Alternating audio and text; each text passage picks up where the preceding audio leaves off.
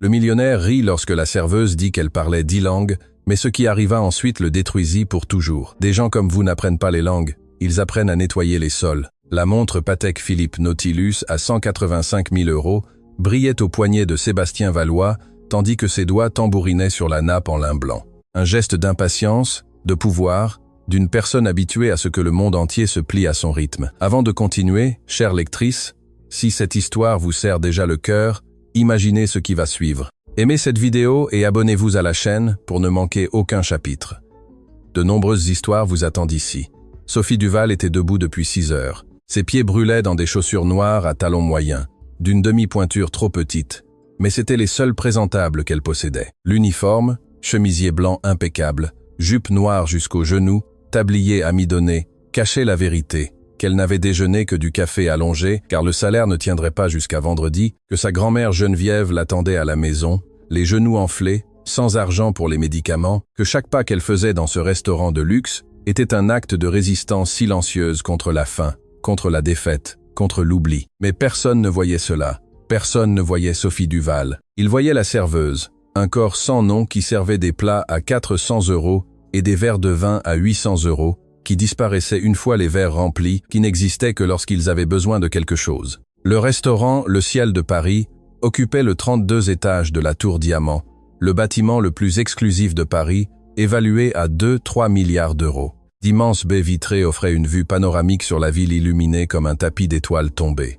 Les tables étaient généreusement espacées, intimité pour les riches, espace pour leurs secrets, des lustres en cristal de Bohême pendaient du plafond comme des larmes gelées. Le murmure des conversations en anglais, français et espagnol se mêlait au doux tintement des couverts en argent sur la porcelaine de Chine. Sophie s'approcha de la table 14, son carnet à la main. Elle avait appris à marcher sans faire de bruit, à respirer sans déranger, à exister sans gêner. « Bonsoir, messieurs. Êtes-vous prêts à commander ?» Sébastien Valois leva les yeux une seconde à peine. 34 ans. Costume Tom Ford, à 5 000 € qui épousait son corps comme une seconde peau. Cheveux noirs gominés en arrière avec du gel italien, mâchoire carrée que les magazines d'affaires décrivaient comme implacable. Yeux sombres qui avaient appris à mesurer la valeur des personnes en une fraction de seconde. Et Sophie, 26 ans, visage délicat aux traits hérités de sa grand-mère, mains petites mais fortes, yeux noisettes qui recelaient des bibliothèques entières. Elle ne passa pas le test. Il ne répondit même pas.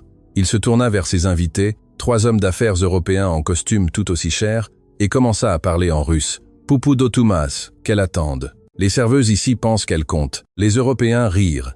Un rire poli, complice. Le rire d'hommes qui n'avaient jamais rien attendu dans leur vie. Sophie garda son sourire professionnel, les jointures blanches sur son carnet. Elle déglutit 1 fois, 2 fois, et attendit 15 secondes, 30, 45. Un des Européens, un Allemand à la barbe blonde bien taillée, lui fit un signe discret. Sébastien l'ignora. Il continua à parler en russe, gesticulant des mains, riant de quelque chose qu'eux seuls comprenaient. Sophie sentit la chaleur monter à son cou, non de honte, mais de rage. Mais elle avait appris à force de nécessité, d'humiliation, de peur de perdre son emploi, que la rage des pauvres n'a pas sa place dans les restaurants des riches. Elle inspira profondément, compta jusqu'à 10 dans sa tête en français, puis en anglais, puis en espagnol. Finalement, Sébastien tourna la tête vers elle avec la lenteur calculée de quelqu'un qui aime faire attendre. « Vous êtes toujours là ?»« Oui, monsieur. »« Souhaitez-vous commander ?» Il plissa les yeux. Quelque chose dans son ton, trop ferme, trop digne, le dérangea. « Vous parlez russe ?»« Non, monsieur. Menteuse. » Sophie parlait russe depuis l'âge de 19 ans, mais elle avait appris une autre leçon. Ne jamais révéler ses cartes trop tôt. Sébastien sourit. Ce n'était pas un sourire aimable, c'était le sourire d'un requin qui vient de sentir le sang. Quel dommage, car ma commande sera en russe. Il se pencha en arrière sur sa chaise, croisa les bras. Voyons si vous y arrivez.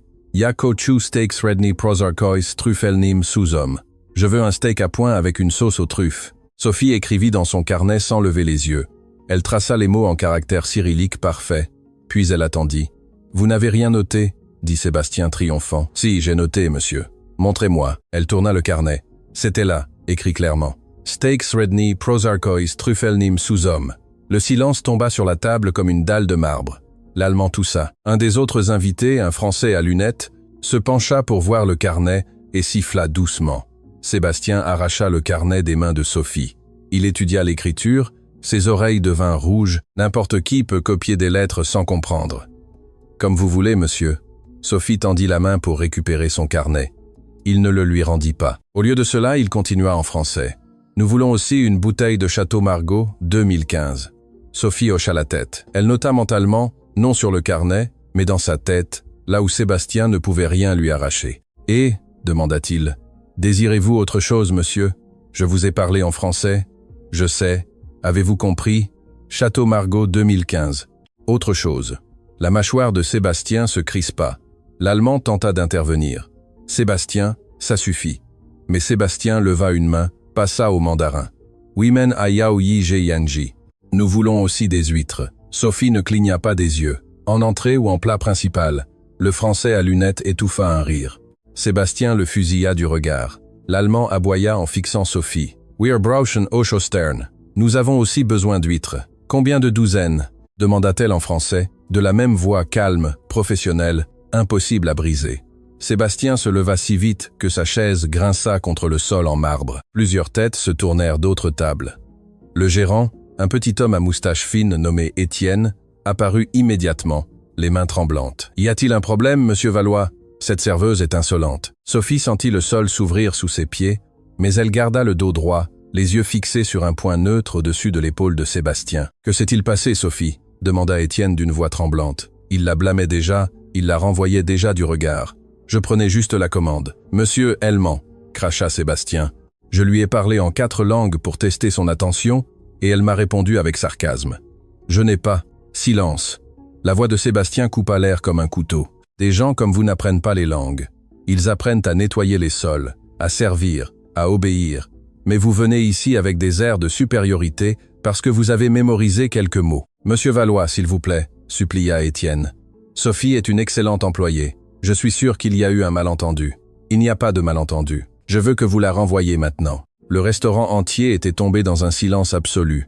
50 paires d'yeux observaient. Certains avec pitié, d'autres avec une curiosité morbide. Personne n'intervint. Sophie serra les poings. Ses ongles s'enfonçaient dans ses paumes. Elle voulut crier. Elle voulut lui dire qu'elle avait terminé son master en linguistique avec mention très bien, qu'elle parlait 10 langues, que sa famille avait possédé des terres que des hommes comme lui ne pourraient jamais acheter avec tout leur argent sale. Mais elle ne dit rien parce que les paroles de sa grand-mère Geneviève résonnaient dans son esprit comme un mantra. « Ma fille, la dignité ne se crie pas. Elle se porte à l'intérieur et quand le moment vient, elle parle plus fort que n'importe quelle voix. » Alors Sophie Duval inspira profondément, rendit son carnet à Étienne, les mains tremblantes mais fermes, et se dirigea vers la sortie du restaurant, la tête haute. Elle ne courut pas, ne pleura pas, elle marcha, et à chaque pas, quelque chose en elle, quelque chose d'ancien, quelque chose d'hérité, quelque chose que ses ancêtres lui avaient laissé dans le sang, commença à s'éveiller. Sébastien la vit partir et sourit satisfait. Il se rassit, il commanda du champagne pour célébrer. Il ne savait pas qu'il venait de commettre la plus grande erreur de sa vie, que cette serveuse qu'il avait humiliée devant 50 témoins était la véritable propriétaire de tout ce qu'il possédait. Sophie marcha 17 rues sous la pluie. Elle n'avait pas d'argent pour le métro. Elle avait dépensé ses derniers 3 € pour le bus du matin. L'eau trempa son uniforme, ruina ses chaussures, colla ses cheveux à son visage comme des algues noires. Mais elle ne sentit pas le froid. Elle ne sentit rien, sauf le poids écrasant de l'humiliation se répétant en boucle dans sa tête. Des gens comme vous n'apprennent pas les langues. Ils apprennent à nettoyer les sols. Les mots de Sébastien Valois la poursuivaient comme des chiens enragés. Elle arriva à son immeuble après 23 heures. 5 étages sans ascenseur, murs écaillés, odeur d'humidité et de friture. Au 3e étage, la porte de l'appartement 3B était entr'ouverte. Madame Thérèse, une voisine de 60 ans, en robe de chambre permanente et bigoudie, passa la tête. « Ah, ma petite, qu'est-ce qui t'est arrivé ?»« Rien, Madame Thérèse, il a juste plu. Tu es trempée. Tu vas attraper une pneumonie. Allez, entre. Je vais te faire un thé. Merci, mais ma grand-mère m'attend. » Madame Thérèse claqua la langue. « Cette femme est une sainte de te supporter. Tu arrives à toutes les heures, toujours avec cette tête de martyr. » Sophie sourit sans entrain et continua de monter. 5e étage. Appartement 5C. Elle sortit la clé, une copie usée qui parfois coinçait dans la serrure, et poussa la porte. L'appartement sentait la camomille et le Vicks Vaporub. 2 chambres minuscules, une cuisine de la taille d'un placard, une salle de bain avec une douche qui fuyait, des meubles anciens mais propres, recouverts de nappes tissées à la main. Sur les murs, des photographies en noir et blanc de personnes que Sophie n'avait jamais connues, mais dont le sang coulait dans ses veines. « Geneviève Duval était assise dans son fauteuil habituel, celui en velours vert usé qui avait appartenu à sa mère, les mains enflées reposant sur un châle tricoté. 83 ans, cheveux complètement blancs, tirés en un chignon serré, yeux couleur miel qui en voyaient encore trop. Elle leva les yeux du chapelet qu'elle priait et son expression changea instantanément. « Sophie. »« Je vais bien, grand-mère. Tu ne vas pas bien. Tu es trempée et tu as les yeux rouges. Que s'est-il passé ?» Sophie laissa tomber son sac par terre, enleva ses chaussures, s'assit par terre devant sa grand-mère et, pour la première fois depuis qu'elle avait quitté le restaurant, laissa les larmes couler. Elle ne pleura pas avec des sons, elle pleura en silence, comme elle avait appris à le faire pendant les années difficiles après la mort de ses parents. Pendant les années de faim après qu'ils aient perdu la grande maison, pendant les années de lutte contre un monde qui insistait à la rendre invisible. Geneviève ne dit rien, elle tendit juste une main tremblante et caressa les cheveux mouillés de sa petite fille avec une tendresse qui faisait plus mal que n'importe quelle insulte. Après un moment, 5 minutes, 10, une demi-heure, qui sait. Sophie parla. Elle lui raconta tout, chaque mot, chaque humiliation. Le russe, le français, le mandarin, le sourire cruel de Sébastien, la lâcheté du gérant, la marche sous la pluie. Quand elle eut fini, Geneviève soupira profondément. « Cet homme, tu as dit qu'il s'appelait Valois. Sébastien Valois, propriétaire des hôtels de luxe Valois, il a des propriétés dans toute l'Europe. » Geneviève ferma les yeux, ses lèvres tremblèrent. « Valois, » répéta-t-elle à voix basse, comme pour goûter l'amertume du mot. « Ce nom de famille, je le connais. » Sophie leva la tête. « Quoi? Attends-moi ici. » Geneviève se leva avec difficulté. Ses genoux craquèrent. Elle marcha lentement vers sa chambre. Sophie l'entendit ouvrir l'armoire, déplacer des choses, marmonner. 5 minutes plus tard, elle revint, portant une boîte métallique rouillée de la taille d'une boîte à chaussures. Elle la laissa tomber sur la petite table basse, avec un bruit sourd. « Qu'est-ce que c'est ?»« Ton héritage » dit simplement Geneviève. Sophie fronça les sourcils, s'approcha. La boîte avait un vieux cadenas. Geneviève sortit une minuscule clé qui pendait à une chaîne autour de son cou. Sophie n'avait jamais remarqué cette chaîne, toujours cachée sous son pull, et ouvrit le cadenas. À l'intérieur, il y avait des documents, beaucoup, des papiers jaunis, d'anciennes photographies, des coupures de journaux. Geneviève sortit un document avec un soin révérencieux, le déplia sur la table. « Lise » ordonna-t-elle. Sophie se pencha. C'était un titre de propriété, daté du 15 mars 1920. Acte de propriété. Il est certifié que M. Émile Duval est propriétaire légitime des terres dénommées Domaine Saint-Raphaël, situées dans la région de la Loire, avec une étendue de 400 hectares. Sophie sentit la pièce tourner. « Grand-mère, ton arrière-grand-père » dit Geneviève d'une voix brisée mais ferme. Émile Duval, propriétaire terrien, homme bon, travailleur, juste avec ses employés, éduqué dans la capitale.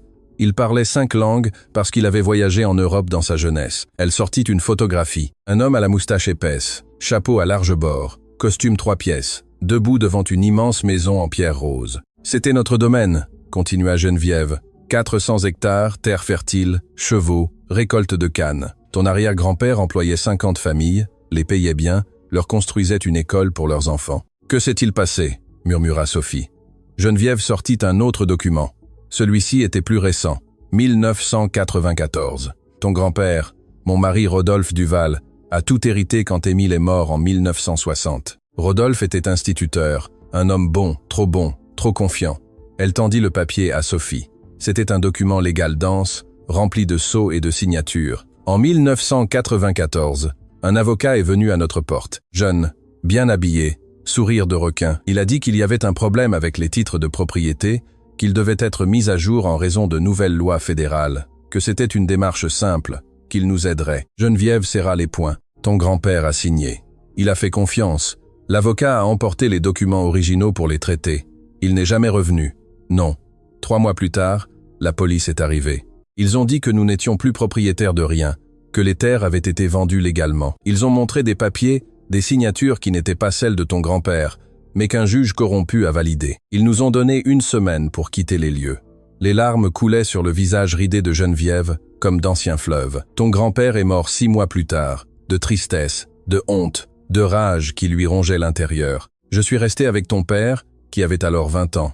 Nous avons déménagé en ville, nous avons recommencé à zéro. Sophie tremblait. Et l'avocat? Geneviève sortit une coupure de journal. 1995. La note était brève. Maître Philippe Valois acquiert des terrains dans la vallée de la Loire pour un développement hôtelier.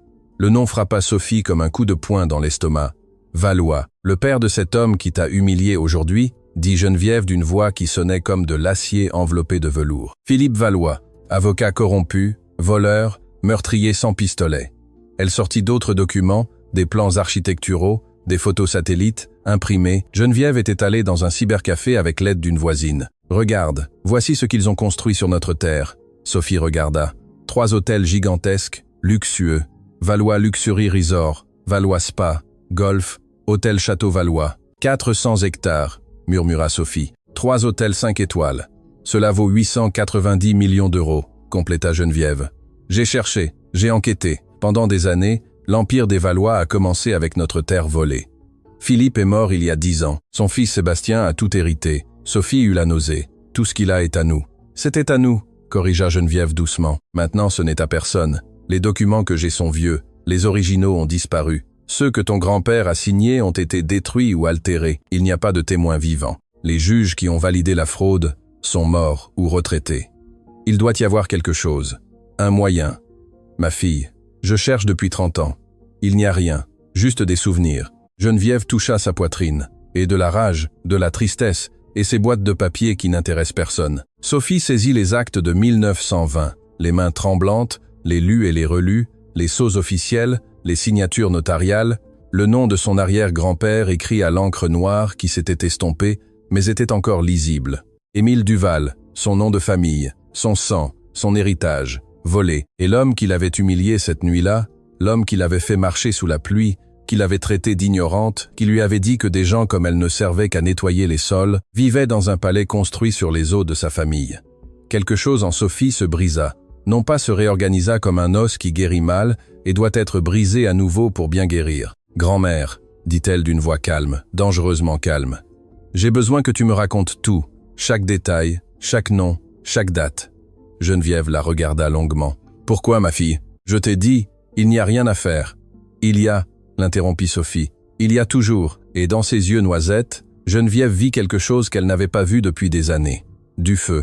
Non, pas le feu sauvage de la jeunesse. Le feu froid et patient de la justice qui attend son moment. « D'accord, » dit Geneviève finalement. « Je te raconterai tout, mais promets-moi une chose. »« Quoi ? » ?»« Ne laisse pas la vengeance te consumer. La justice, oui. La vérité, oui. Mais la vengeance, c'est du poison. Sophie. Et les Duval ne sont pas des gens qui s'empoisonnent. » Sophie hocha la tête. Mais intérieurement, tandis que sa grand-mère commençait à raconter l'histoire complète, nom, date, lieu, trahison, Sophie Duval prit une décision. Sébastien Valois lui avait arraché sa dignité cette nuit-là, mais elle allait lui arracher tout le reste, non par vengeance, mais avec la vérité. Et la vérité, quand elle est dite au bon moment, au bon endroit, avec les bonnes preuves, est plus destructrice que n'importe quelle bombe.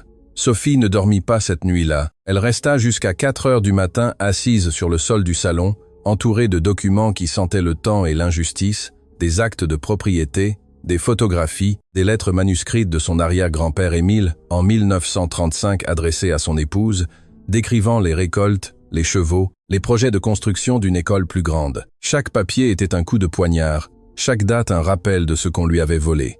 À 5 heures du matin, elle prit une décision. Elle n'allait pas se cacher, elle n'allait pas fuir, elle n'allait pas accepter le licenciement silencieux qu'Étienne, le gérant lâche, avait sûrement déjà traité. Elle allait retourner au ciel de Paris, et si Sébastien Valois voulait jouer avec les langues, elle allait lui donner une leçon qu'il n'oublierait jamais. Elle prit une douche. Elle enfila l'uniforme propre qu'elle gardait pour les urgences. Elle ramassa ses cheveux en un chignon serré. Elle se regarda dans le miroir. Les yeux qui lui renvoyaient son regard n'étaient plus ceux d'une serveuse effrayée, c'étaient ceux de Sophie Duval, arrière-petite-fille de Monsieur Émile, petite-fille de Rodolphe, fille d'une lignée qui ne pliait pas. « Fais attention !» lui murmura Geneviève quand Sophie quitta l'appartement à 7 heures du matin. « Toujours, grand-mère. Je ne parle pas de prudence physique, je parle de ton cœur. La rage peut être un carburant, mais elle peut aussi être un poison. » Sophie embrassa le front ridé de sa grand-mère. « Je sais, je te promets de ne pas m'empoisonner. » Elle arriva au restaurant à 10h30. Le service du petit déjeuner était terminé. Étienne la vit entrer et pâlit comme s'il avait vu un fantôme. « Sophie, je pensais que... » « Tu pensais que j'allais me cacher ?» Sophie noua son tablier avec des mouvements précis. « Je suis venu travailler, mais Monsieur Valois a dit. Monsieur Valois n'est pas mon chef. M'avez-vous formellement licencié ?» Étienne déglutit. « Non mais, Alors je suis toujours employé de ce restaurant et mon service commence dans 10 minutes. Étienne ouvrit la bouche, la referma, hocha faiblement la tête et disparut dans la cuisine comme un rat effrayé. Sophie vérifia les réservations du jour. Son cœur fit un bond quand elle vit le nom sur la liste de 14-0. Table 14. Sébastien Valois et 6 invités. Parfait. Les heures s'étirèrent comme des escargots. Sophie assura le service du midi avec une efficacité mécanique. Elle sourit, servit, encaissa. Chaque mouvement était une préparation pour le moment qui approchait. À 13h55, la porte du restaurant s'ouvrit. Sébastien Valois entra comme toujours avec l'arrogance de quelqu'un qui n'a jamais été vaincu. Costume gris Oxford à 15 000 €. Bouton de manchette en or blanc incrusté de diamants. Chaussures Church faites à la main en Angleterre. Derrière lui venaient 6 hommes, tous en costume, tous avec cette posture de pouvoir que l'argent achète, mais ne peut pas fabriquer sincèrement. Sophie en reconnut 3 de la veille, l'Allemand à la barbe blonde, le Français à lunettes, mais il y en avait 3 nouveaux. L'un était clairement russe, cheveux blonds platine, yeux bleus perçants, corpulence large. Les 2 autres semblaient asiatiques, probablement des investisseurs chinois. Sébastien s'arrêta net quand il la vit. « Que diable faites-vous ici ?»« Mon travail, monsieur Valois. » Sophie garda sa voix parfaitement neutre. « Votre table est prête. Non, vous ne me servirez pas. Étienne, venez ici. » Étienne apparut en sueur. « Monsieur Valois, renvoyez cette femme maintenant ou vous perdez mon compte. » Le restaurant entier se tut à nouveau. Sophie sentit les regards, sentit le poids du moment. Étienne ouvrit la bouche pour parler, mais avant qu'il ne puisse dire quoi que ce soit, l'homme russe fit un pas en avant. « Sébastien, dit-il avec un accent marqué, mais un français fluide. Je préfère qu'elle nous serve. » Sébastien le regarda comme s'il lui avait poussé une deuxième tête. « Quoi ? Mademoiselle a prouvé hier qu'elle était capable. Polyglotte, professionnelle, j'aime ça. » Le russe sourit à Sophie. « Comment vous appelez-vous ?»« Sophie Duval, monsieur. Dimitri Volkov, enchanté. » Il lui tendit la main. Sophie la serra fermement. « Professionnelle. » Sébastien devint rouge. « Dimitri, vous ne comprenez pas ? Cette femme est une. »« Une quoi ?» demanda Dimitri d'un ton dangereusement doux. « Une employée compétente, une personne qui parle plus de langues que la moitié de cette table. Continuez, s'il vous plaît. Ça m'intéresse d'entendre. » Le Français à lunettes toussa pour dissimuler un sourire. Sébastien serra la mâchoire si fort que les muscles se marquèrent comme des câbles. « Très bien, cracha-t-il, qu'elle nous serve. » Mais à la première erreur, elle s'en va. Il s'assit violemment. Les autres le suivirent. Dimitri fit un clin d'œil à Sophie avant de prendre sa place. Sophie inspira profondément. Elle s'approcha de la table, son carnet à la main. « Bon après-midi, messieurs. Prêt à commander ?» Sébastien l'ignora, se tourna vers Dimitri et commença à parler en russe, vite, furieux. « Dimitri, c'était humiliant, Dimitri. Pourquoi as-tu fait ça ?» Dimitri répondit dans la même langue. « Parce que tu te comportes comme un enfant gâté. » Sébastien frappa la table de la paume. « Yagnette, je ne suis pas un enfant. » Sophie attendit 5 secondes. 10. 15.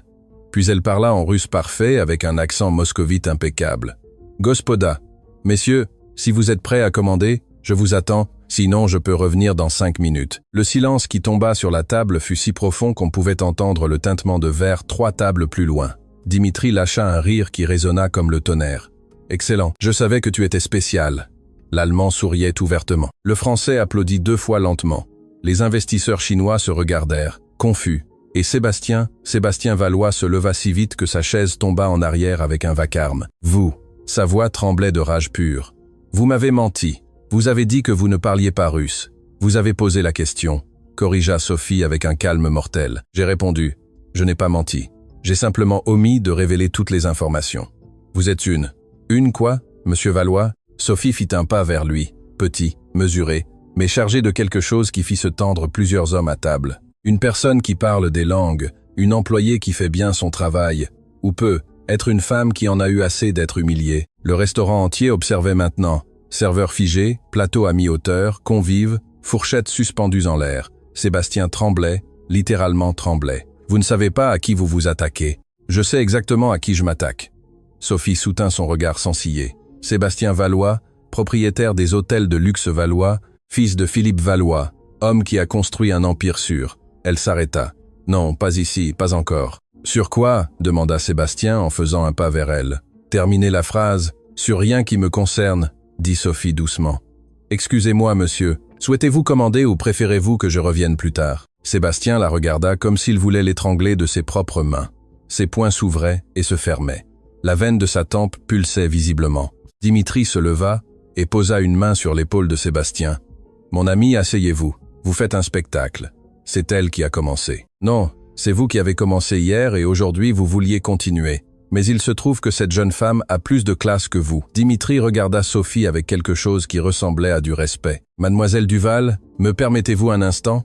Sophie hocha la tête et recula de 3 pas. Dimitri parla d'une voix basse mais claire. « Sébastien, je suis venu en France pour discuter d'un investissement de 200 millions d'euros dans votre expansion hôtelière vers les Caraïbes et l'Europe de l'Est. Mais en voyant comment vous traitez votre personnel, je reconsidère. » Sébastien pâlit. « Dimitri, attendez, ça n'a rien à voir avec les affaires.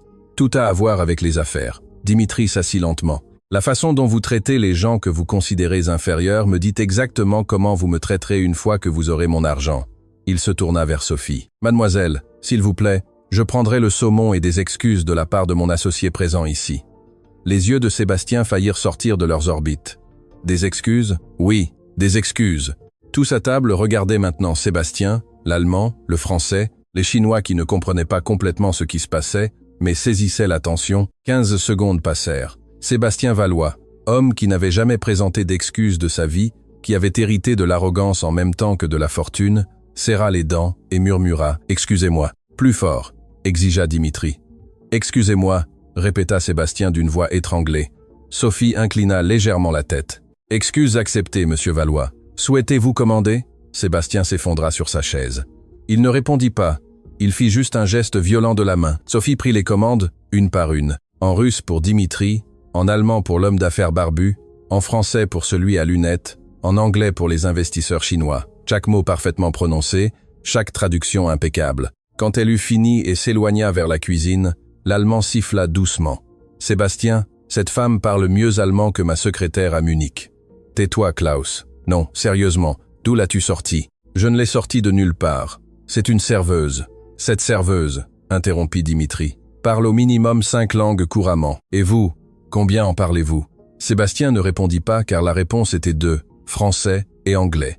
Et son anglais avait un accent qu'aucun professeur n'avait pu lui enlever. Dimitri sortit une carte de visite de son portefeuille. Quand Sophie revint avec les boissons, il la lui tendit discrètement. « Appelez-moi » murmura-t-il en russe. « J'ai une proposition qui pourrait vous intéresser. » Sophie prit la carte, la rangea dans la poche de son tablier. « Merci, monsieur Volkov. » Le reste du repas se déroula dans un silence tendu. Sébastien mangea sans goût. Dimitri et les autres conversèrent sur les affaires, la politique, les investissements. Sophie servit avec une efficacité invisible. Quand l'addition fut apportée, Dimitri insista pour tout payer. « Laissez un pourboire de 500 € pour mademoiselle Duval », précisa-t-il. Sébastien ne dit pas un mot, mais quand il se leva pour partir, il se pencha vers Sophie et murmura « Le poison pur. Ça ne s'arrête pas là. Je vais vous détruire. Je vais tout vous prendre. Votre travail, votre réputation, tout. » Sophie le regarda droit dans les yeux et sourit.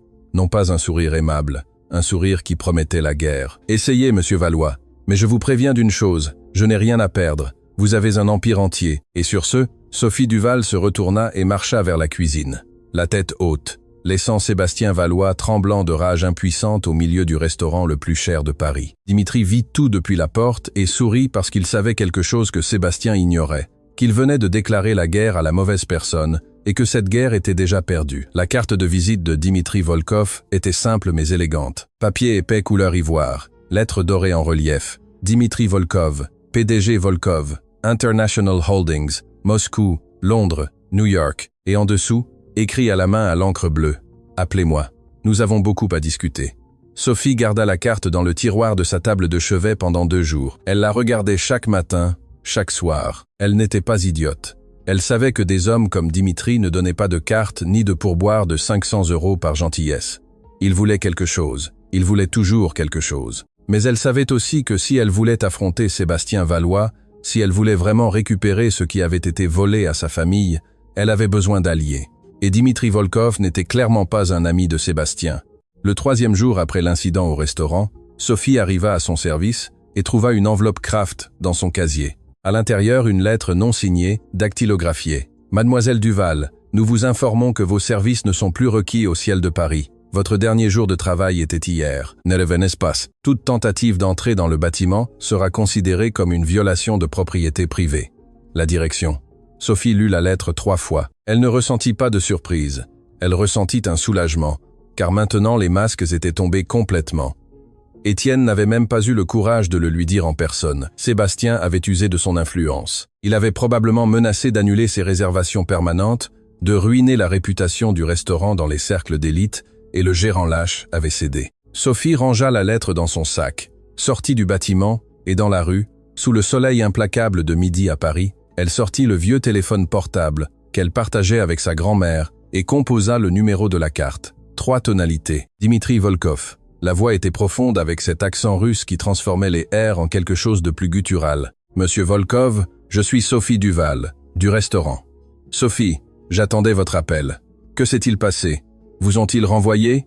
Oui. Parfait. Elle fronça les sourcils. Pardon? C'est parfait parce que cela signifie que Sébastien a peur, et quand des gens comme lui ont peur, ils commettent des erreurs. Une pause.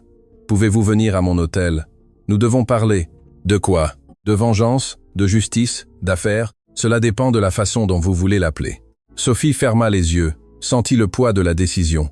Quel hôtel? Four Seasons, suite présidentielle. Demandez-moi à la réception. J'arrive. Elle raccrocha avant de pouvoir regretter. Le Four Seasons, Paris, était tout ce que l'appartement de Sophie n'était pas. Marbre, or, fleurs fraîches dans des arrangements qui coûtaient plus cher que son loyer mensuel, hommes en costume et femmes, avec des sacs de créateurs, marchant comme si l'air même leur appartenait. Sophie se sentait déplacée avec son jean trop souvent lavé et sa blouse en coton, mais elle garda le dos droit.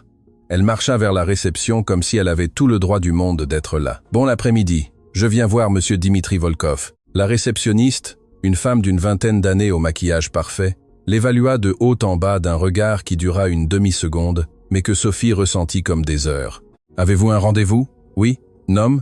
Sophie Duval. » La réceptionniste consulta une liste, hocha la tête, saisit le téléphone interne. « Monsieur Volkov, mademoiselle Duval est ici. » Pause. « Oui, monsieur. » Elle raccrocha et sourit à Sophie avec une cordialité qui semblait maintenant sincère. Suite 1804. Les ascenseurs sont à votre droite. Sophie monta dans un ascenseur qui sentait le parfum cher et le pouvoir.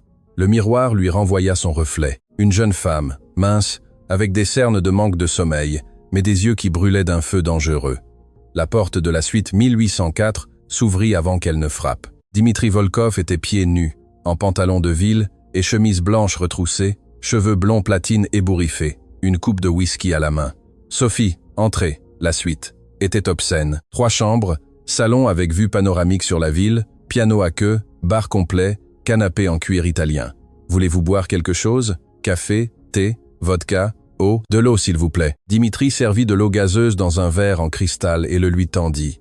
Il s'assit sur l'un des canapés et lui fit signe de s'asseoir en face de lui. Avant que vous ne commenciez à vous demander ce que vous faites ici, laissez-moi vous expliquer quelque chose. Il but une gorgée de whisky. Sébastien Valois et moi ne sommes pas amis. Nous sommes temporairement partenaires et seulement parce que nous avons des intérêts financiers en commun. Quel type d'intérêt?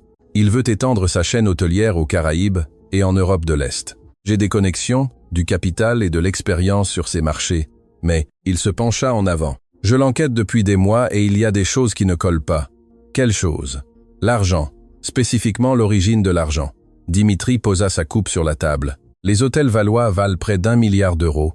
Mais quand je vérifie les registres de son père Philippe, je ne trouve pas l'investissement initial qui justifierait cette croissance explosive dans les années 90. Sophie sentit son cœur faire un bond. Expliquez-vous. En 1994, Philippe Valois était un avocat ordinaire, ni riche, ni célèbre. Puis soudainement, en 1995, il achète 400 hectares dans la vallée de la Loire et construit son premier hôtel de luxe. D'où vient l'argent? Sophie serra le verre si fort que ses jointures devinrent blanches. Il a volé les terres. Dimitri haussa un sourcil. Avez-vous des preuves? J'ai des actes de propriété originaux de 1920. J'ai des documents qui prouvent que ces terres appartenaient à ma famille. Sa voix se brisa. J'ai l'histoire complète. Dimitri la regarda fixement pendant 5 secondes qui semblèrent des années. Racontez-moi tout, et Sophie le fit. Elle lui raconta monsieur Émile Duval, les 400 hectares, son grand-père Rodolphe, qui avait fait confiance au jeune avocat au sourire aimable, les signatures falsifiées, l'expulsion, la mort de son grand-père de tristesse, sa grand-mère, conservant des documents dans une boîte métallique pendant 30 ans. Quand elle eut fini, elle avait des larmes aux yeux, mais la voix ferme. Dimitri était resté immobile. sa coupe de whisky oubliée. « Mon Dieu !» murmura-t-il. « C'est pire que ce que je pensais. » « Pire ? Je pensais que Philippe avait commis une fraude financière, une évasion fiscale, un blanchiment d'argent. Mais ça, il passa une main dans ses cheveux, c'est un vol systématique, la destruction d'une famille, un meurtre lent. Mon grand-père est mort parce qu'ils lui ont brisé le cœur. Je sais, et maintenant son petit-fils vit comme un roi sur les tombes de votre famille. » Dimitri se leva et marcha vers la fenêtre. « Sophie, voulez-vous récupérer ces terres ? Je veux la justice. C'est la même chose. Dans ce cas, c'est exactement la même chose. Pouvez-vous m'aider ? » Dimitri se retourna. « Je peux, mais vous devez comprendre quelque chose. Ce sera la guerre. Sébastien ne laissera pas partir ses hôtels sans se battre. Il a des avocats, il a des juges achetés, il a de l'argent pour enterrer toute demande dans des procédures qui durent des décennies. Alors, pourquoi m'avez-vous appelé ? Parce que j'ai quelque chose qu'il n'a pas. » Dimitri sourit. Des informations, des contacts et une rancune personnelle. Une rancune personnelle ? Sébastien m'a volé 3 millions d'euros lors d'une opération à Moscou, il y a 2 ans. Je n'ai pas pu le prouver légalement, mais je sais que c'était lui. Depuis, j'attendais le bon moment pour lui rendre l'appareil. Il s'approcha d'elle. « Vous me donnez les munitions légales. Je vous donne les ressources pour les tirer. » Sophie se leva. « De quoi avez-vous besoin de moi ?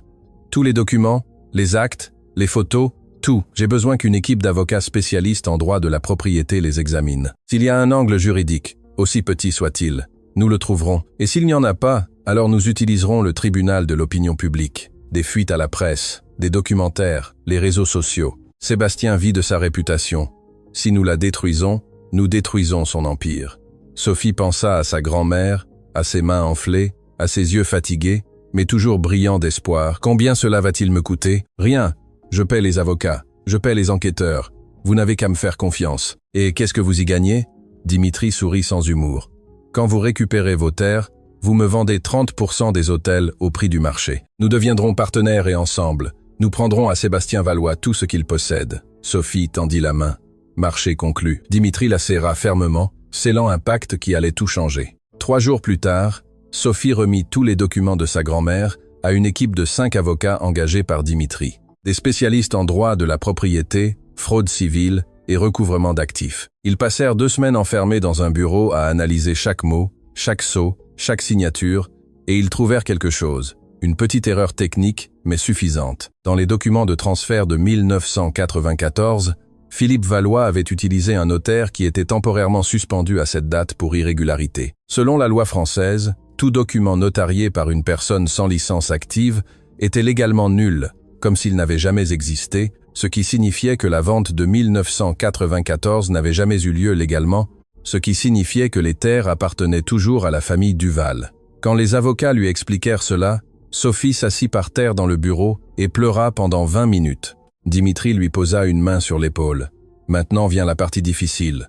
Nous devons présenter cela à un juge et Sébastien va se battre avec tout ce qu'il a. »« Qu'il se batte !» dit Sophie en essuyant ses larmes. « Je n'ai plus peur. » Mais Sébastien Valois savait déjà que quelque chose n'allait pas, car il avait engagé un détective privé pour suivre Sophie. Et cet enquêteur lui avait fait part des réunions avec Dimitri, des avocats, des visites aux archives municipales où Sophie avait tiré des copies d'anciens documents. Sébastien était assis dans son bureau, au 40e étage de la tour Valois, avec vue sur toute la ville, et il serra le téléphone assez fort pour que le plastique craque. Il appela son chef de la sécurité. « J'ai besoin que vous fassiez quelque chose pour moi, et j'ai besoin que vous le fassiez ce soir.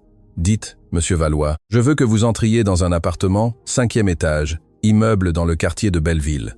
Je vais vous envoyer l'adresse. Cherchez une boîte métallique, de vieux documents, des photos, tout ce qui semble important, et rapportez-les-moi. Et s'il y a quelqu'un dans l'appartement ?» Sébastien fit une pause, déglutit. « Assurez-vous qu'il n'y ait personne. » Il raccrocha, et pendant 3 secondes entières, quelque chose comme la culpabilité traversa son visage, mais il l'écrasa car des hommes comme Sébastien Valois ne ressentaient pas de culpabilité, ils ressentaient le besoin de gagner, et gagner signifiait détruire Sophie Duval avant qu'elle ne le détruise. Ce qu'il ignorait, c'est que Dimitri avait prévu exactement ce mouvement et que la boîte métallique dans l'appartement de Geneviève était remplie de fausses copies. Les originaux étaient dans un coffre-fort dans une banque suisse, avec Dimitri Volkov comme témoin officiel et dépositaire légal. Le piège était tendu. Il ne restait plus qu'à Sébastien d'y tomber. Geneviève Duval se réveilla à 3h17 du matin, non par le bruit, mais par instinct. Cet instinct que développent les femmes, qui ont vécu des tragédies, qui ont perdu mari, terre, dignité, qui ont appris à lire le silence comme d'autres lisent des livres. Quelque chose n'allait pas.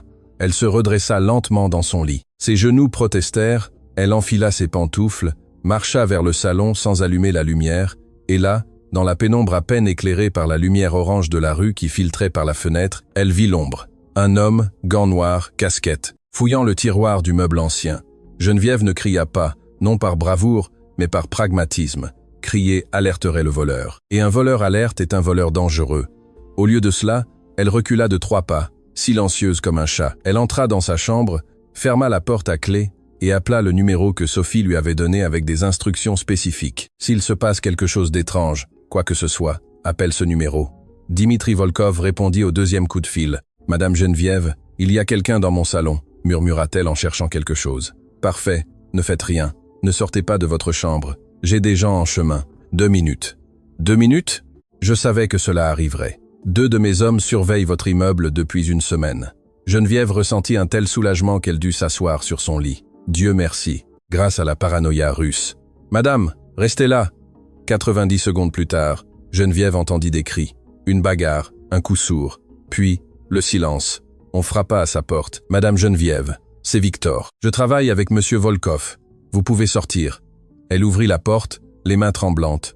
Dans le salon, il y avait 3 hommes. 2 étaient corpulents, en costume noir et des visages qui avaient vu trop de violence. Le 3e était au sol, menotté, le sang coulant de son nez. Victor, un Russe de presque 2 mètres avec une cicatrice à l'arcade sourcilière, sourit à Geneviève avec une douceur surprenante. « Vous allez bien, madame ?»« Oui, je. Que vont-ils faire de lui ?» Appelez la police. Mais d'abord, Victor s'agenouilla devant l'homme menotté. « Qui vous a embauché ?» L'homme cracha du sang. « Allez-vous faire ?» Victor soupira. Il sortit son téléphone, lança un enregistrement. C'était un appel téléphonique. La voix de Sébastien Valois était incomparable. « J'ai besoin que vous entriez dans un appartement, 5e étage, cherchez une boîte métallique, de vieux documents et rapportez-les-moi. » L'homme au sol pâlit. « Vous avez enregistré ?»« Ezaf ?»« Nous avons tout enregistré, » dit Victor joyeusement. « Monsieur Volkov est un homme très prudent. Maintenant, vous coopérez ou j'appelle la police et vous accuse d'invasion avec tentative de vol avec violence. » L'homme déglutit. « Sébastien Valois m'a engagé, il m'a payé 5 000 €, il m'a donné l'adresse, il m'a dit de chercher de vieux documents, des photos, tout ce qui semblait légal et de les lui apporter directement. » Oui, Victor regarda son compagnon et hocha la tête. L'autre homme sortit une caméra et commença à filmer. « Répétez tout, devant la caméra. Nom complet. Qui vous a embauché? Combien vous a-t-il payé? Tout. » L'homme confessa. Chaque détail, chaque mot. Quand ils eurent fini, Victor appela la police, mais avant qu'il n'arrive, il donna quelque chose à Geneviève. « Madame, Monsieur Volkov dit qu'il est temps que vous et votre petite fille voyiez quelque chose d'important demain. Il y a quelqu'un qui veut vous rencontrer. »« Qui ?»« Une vieille femme. Elle dit qu'elle a travaillé pour votre mari il y a de nombreuses années. » Geneviève sentit son cœur s'arrêter. « Pour Rodolphe ?»« Oui. Elle a des informations sur ce qui s'est passé en 1994. » Le lendemain, Sophie et Geneviève arrivèrent à un immeuble discret dans le quartier du Marais. 3e étage, petit appartement mais propre, odeur de cannelle et de thym. La femme qui leur ouvrit la porte avait 92 ans, si mince qu'elle semblait faite de papier, mais ses yeux, couleur noisette, larmoyant par l'âge, brillaient d'une lucidité absolue. « Geneviève ?» murmura-t-elle. Geneviève resta immobile. Puis, lentement, comme si elle voyait un fantôme, elle murmura « Colette ». Les 2 femmes s'embrassèrent, pleurèrent. Sophie les observait sans comprendre. « Grand-mère, qui est Colette Martin ?»« C'était la secrétaire de ton grand-père, Rodolphe », dit Geneviève d'une voix brisée. Elle a travaillé avec lui pendant 20 ans. Colette les fit entrer. Elle leur servit du thé à la camomille. Elle s'assit sur un fauteuil qui craqua sous son poids presque inexistant. « Monsieur Volkov m'a trouvé il y a 3 semaines, expliqua-t-elle. Il m'a demandé à propos de Rodolphe Duval, à propos de 1994 et moi. » Ses mains tremblèrent. « Moi, je portais depuis 30 ans une culpabilité qui me tue. »« Quelle culpabilité ?» demanda Sophie. Colette respira profondément. « J'étais là. Le jour où Philippe Valois est arrivé avec les papiers, j'ai tout vu. » Geneviève se pencha en avant. « Racontez, s'il vous plaît. » Philippe Valois est arrivé au bureau de Monsieur Rodolphe en mars 1994. J'étais au bureau extérieur, en train de classer des documents. Je l'ai vu entrer. Costume cher, porte-documents en cuir. Sourire aimable. Il a dit à Monsieur Rodolphe qu'il y avait un problème technique avec les titres de propriété du domaine, que les lois avaient changé, qu'il fallait les mettre à jour ou le gouvernement pourrait confisquer les terres. Colette but une gorgée de thé, les mains tremblantes. Monsieur Rodolphe a eu peur. Il était instituteur, pas avocat. Il ne comprenait pas les lois compliquées. Philippe lui a montré des documents, des papiers remplis de mots techniques, des sceaux officiels. Tout semblait légal. « Et qu'est-ce que mon grand-père a signé ?» demanda Sophie. « C'est ça. » Philippe a dit que c'était des documents de mise à jour. Mais moi, j'ai aperçu une des pages quand Philippe l'a sorti du porte-document. Ce n'était pas une mise à jour, c'était un transfert de propriété. C'était écrit en haut, en petits caractères. Transfert total de droit. Geneviève étouffa un sanglot. « Et vous n'avez rien dit à Rodolphe ?» Colette commença à pleurer. « J'allais lui dire. Je jure devant Dieu que j'allais lui dire. Mais Philippe m'a regardé. Il m'a regardé droit dans les yeux. Et il m'a fait un signe. » Ici, elle se toucha le cou comme pour couper, comme pour dire « tais-toi ou tu meurs ». Et moi, j'avais 3 jeunes enfants. Mon mari était au chômage. Nous avions des dettes. Ce travail était tout ce que nous avions. Les larmes coulaient sur son visage ridé comme des rivières de culpabilité ancienne. Alors je me suis tu, j'ai laissé Monsieur Rodolphe signer et 2 jours plus tard, Philippe est revenu. Il m'a donné une enveloppe. Il y avait 10 000 € dedans. Il m'a dit « pour votre silence ». Et je les ai pris. Je les ai utilisés pour payer des dettes, pour nourrir mes enfants, avec de l'argent volé, avec de l'argent taché de sang.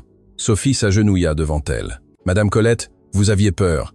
Vous aviez une famille à protéger. Ce n'est pas une excuse. J'aurais dû parler. J'aurais dû dénoncer. Mais j'ai été lâche et c'est pourquoi Monsieur Rodolphe a tout perdu. C'est pourquoi il est mort brisé.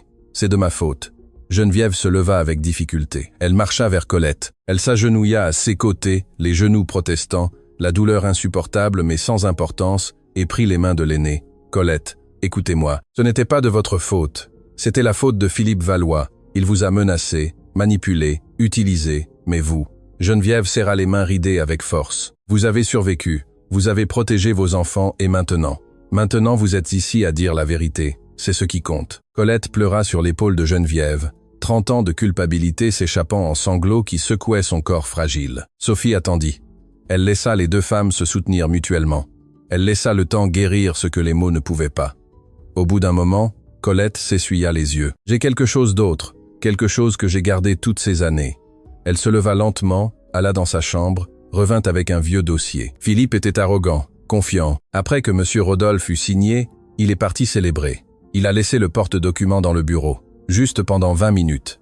Mais j'ai fait des copies de tout. Elle donna le dossier à Sophie. À l'intérieur, il y avait des photocopies, les documents originaux que Philippe avait utilisés, y compris une page que Rodolphe n'avait jamais vue, un avenant caché qui changeait la mise à jour des titres en transfert total de propriété. « C'est une fraude », murmura Sophie, « une fraude documentée. Ce n'est pas tout. » Colette sortit une autre feuille, une lettre. Cette lettre est de Philippe Valois à un notaire. Je l'ai interceptée avant qu'il ne l'envoie. Il lui demande de falsifier la date de certification. Il lui offre 20 000 €. Elle est signée par Philippe. Sophie sentit le monde tourner. « Madame Colette, savez-vous ce que cela signifie ? Cela signifie que vous pouvez prouver que tout était un mensonge, que votre grand-père a été trompé, que Philippe Valois était un criminel. Pourquoi n'avez-vous pas remis cela plus tôt ?» Colette baissa les yeux. « J'avais peur. Philippe Valois était puissant. Il avait des liens avec la police, les juges, les politiciens. J'ai pensé que si je parlais, il me tuerait ou tuerait mes enfants. Alors j'ai gardé les documents, j'ai attendu et j'ai attendu. Et quand Philippe est mort, j'ai pensé qu'il était trop tard, que rien n'importait. Mais le fils est toujours en vie, dit Geneviève. Sébastien. Oui, et il utilise la fortune que son père a bâtie avec du sang et des mensonges. Sophie embrassa Colette. Madame, vous venez de tout changer. Avec ces documents, nous pouvons prouver la fraude. Nous pouvons annuler le transfert. Nous pouvons récupérer les terres. Vraiment, vraiment? Colette ferma les yeux. Les larmes coulaient toujours, mais maintenant elles étaient différentes. Pas de culpabilité, de soulagement. Alors ça en valait la peine. Toutes ces années à les garder, à les protéger, à attendre le bon moment. C'est le bon moment, dit Sophie. Et vous êtes une héroïne. Je ne suis pas une héroïne. Je suis une vieille femme qui a finalement eu le courage de faire ce qui est juste. Geneviève l'embrassa sur le front. C'est exactement ce que vous êtes. Une héroïne, Colette. Cette nuit-là, Sophie remit les documents à Dimitri. Il les lut, les relut, appela ses avocats. Quand il raccrocha, il avait les yeux brillants. Sophie, c'est de l'or. Preuve directe de fraude, preuve de manipulation, preuve de corruption. Avec ça, non seulement vous récupérez les terres, mais vous détruisez Sébastien Valois. Je ne veux pas le détruire, je veux la justice. Dans ce cas, dit Dimitri doucement, c'est la même chose, mais il y avait un problème. Sébastien Valois avait découvert l'invasion manquée. Il avait découvert qu'il avait été enregistré et était désespéré. Et un homme désespéré est un homme dangereux, surtout quand il a des millions d'euros et zéro scrupule. Sébastien Valois n'avait pas dormi depuis 3 jours. Son bureau au 40e étage de la Tour Valois, avec vue sur tout Paris, illuminé comme un océan de lumière, était devenu un bunker de guerre. Des papiers partout, des tasses de café froid, un cendrier plein, bien qu'il ait arrêté de fumer il y a 5 ans. Son avocat principal, maître Arnaud Lefebvre, 60 ans, costume à 8 000 €, réputation de requin, était assis en face de lui avec une expression grave. « Sébastien, nous avons des problèmes. Dites-moi quelque chose que je ne sais pas. L'enregistrement de l'appel où vous avez ordonné l'invasion est réel. Je l'ai confirmé par 3 experts. C'est votre voix, votre numéro, votre ordre direct. » Sébastien frappa le bureau du poing. « Comment diable m'ont-ils enregistré? Je ne sais pas, mais ils l'ont fait et c'est un crime fédéral. Invasion à main armée, complot en vue de commettre un vol. Si cela arrive devant un juge, ça n'arrivera devant aucun juge. Achetez le juge, achetez le procureur, achetez qui il faut. » Arnaud secoua lentement la tête. « Sébastien, y a-t-il autre chose ?» Dimitri Volkov a déposé une requête auprès du tribunal civil. Il demande la révision des titres de propriété de vos hôtels dans la vallée de la Loire. Le Monde s'arrêta. Quoi? Il allègue que le transfert original de 1994 était frauduleux, qu'il a des preuves, que le notaire était suspendu, qu'il y a des documents qui prouvent la manipulation. Sébastien sentit le sol s'ouvrir sous ses pieds. Non, non, non, c'est impossible. Mon père a détruit toutes les preuves. Apparemment pas toutes. Sébastien se leva si vite que sa chaise roula en arrière et heurta la fenêtre. Qui est le juge désigné? Juge fédéral Marianne Delacroix. Je peux l'acheter. Non. Elle a la réputation d'être incorruptible. Elle a refusé des pots de vin de 3 ministres et un sénateur. Elle a envoyé 2 hommes d'affaires multimillionnaires en prison l'année dernière. C'est... Arnaud fit une pause. C'est le pire juge que vous ayez pu avoir. Sébastien marcha vers la fenêtre. Il appuya son front contre la vitre froide. 40 étages plus bas, la ville vivait. Des gens qui ne savaient pas que son empire était sur le point de s'effondrer. Je dois arrêter ça. Comment? N'importe comment. Arnaud se leva. Sébastien, écoutez-moi. En tant que votre avocat et en tant que quelqu'un qui a connu votre père, si vous faites quelque chose d'illégal maintenant, vous perdez tout. Non seulement les hôtels, votre liberté et votre nom, tout. Je l'ai déjà perdu, murmura Sébastien. Au moment où cette serveuse m'a répondu en russe, j'étais déjà perdu. Alors, battez-vous légalement, nous avons de bons arguments, prescription, bonne foi, possession de 30 ans. Ce n'est pas suffisant. C'est ce qu'il y a. Sébastien se retourna. Sortez de mon bureau. Sébastien, sortez. Arnaud ramassa son porte-document avec des mouvements lents, mesurés. À la porte, il s'arrêta. Votre père m'a dit quelque chose avant de mourir. Il m'a fait jurer de vous le dire si un jour le passé revenait. Quoi? Que ce qui est construit sur des mensonges s'écroule avec la vérité. Et que quand ce moment arriverait, vous ne deviez pas vous battre, que vous deviez laisser faire, que vous deviez demander pardon. Mon père était un lâche sentimental à la fin. Votre père était un homme qui s'est repenti. Arnaud ouvrit la porte. Vous pouvez encore faire la même chose. Il sortit. La porte se referma avec un léger clic. Sébastien resta seul. Il regarda le téléphone. Il avait un numéro enregistré, un contact qu'il n'avait jamais utilisé. Un homme qui résolvait des problèmes spéciaux pour des gens ayant suffisamment d'argent. Il prit le téléphone, composa le numéro. 3 tonalités. Oui, j'ai besoin que vous fassiez quelque chose pour moi. Quel genre de choses? Le genre dont on ne parle pas au téléphone. Pouvez-vous venir à mon bureau dans 2 heures? Il raccrocha. Sébastien se servit du whisky. Johnny Walker Blue Label, à 300 € la bouteille. Il le but directement sans glace, sentant la brûlure descendre sa gorge. Il était en train de devenir son père, un homme capable de tout pour protéger ce qu'il possédait, et cela au fond le dégoûtait, mais pas assez pour l'arrêter. 2 heures plus tard, un homme entra dans le bureau de Sébastien. Grand, mince, visage sans trait particulier. Le genre de visage qu'on oublie 5 minutes après l'avoir vu. Costume noir bon marché, main cailleuse qui ne venait pas de la salle de sport. Monsieur Valois, asseyez-vous. L'homme s'assit, croisa les mains sur ses genoux. Il attendit. J'ai besoin que vous récupériez quelque chose pour moi, dit Sébastien. Des documents. Ils sont en possession d'une femme nommée Sophie Duval. Où vit-elle? Peu importe où elle vit. Les documents ne sont pas avec elle. Ils sont avec un Russe, Dimitri Volkov. Four Seasons, suite présidentielle. L'homme siffla doucement. C'est compliqué. Sécurité d'hôtel de luxe. Le Russe a probablement des gardes du corps. C'est pourquoi je vous paie 50 000 €. L'homme se pencha en avant. Et si la femme ou le Russe sont là quand j'entre? Peu importe, faites ce que vous avez à faire. Ça coûtera plus cher. 1 million. L'homme sourit. sans humour, juste un calcul. D'accord. Quand? Ce soir. Donnez-moi 2 jours pour planifier. Je n'ai pas 2 jours. Alors je ne peux pas garantir que ça se passe bien. Sébastien serra les dents. D'accord, 2 jours. Mais vendredi, j'ai besoin de ces documents entre mes mains. L'homme se leva. Vous les aurez. Il sortit du bureau comme une ombre. Sébastien se servit encore du whisky. Il but et attendit que la culpabilité arrive, mais elle ne vint pas. Seule la fatigue et la terrible certitude qu'il n'y avait plus de retour en arrière. Ce que Sébastien ignorait, c'est que Dimitri Volkov attendait exactement ce mouvement, car les hommes désespérés sont prévisibles. Et Dimitri avait passé 30 ans à jouer aux échecs avec des oligarques russes qui tuaient pour bien moins que 400 hectares de terre. La suite présidentielle du Four Seasons était vide. Les documents originaux n'étaient pas là. Ils n'y avaient jamais été. Ils étaient dans le coffre-fort d'une banque en Suisse, avec des copies certifiées entre les mains de 3 avocats différents, dans 3 pays différents. Ce qui était dans la suite, c'était des copies et des caméras et des microphones. Et Victor avec 2 autres gardes du corps cachés dans la pièce d'à côté en attente. Parce que cette fois, ils n'allaient pas attraper un petit voleur. Ils allaient attraper Sébastien Valois, commandant un crime violent en vidéo, en audio, avec des témoins.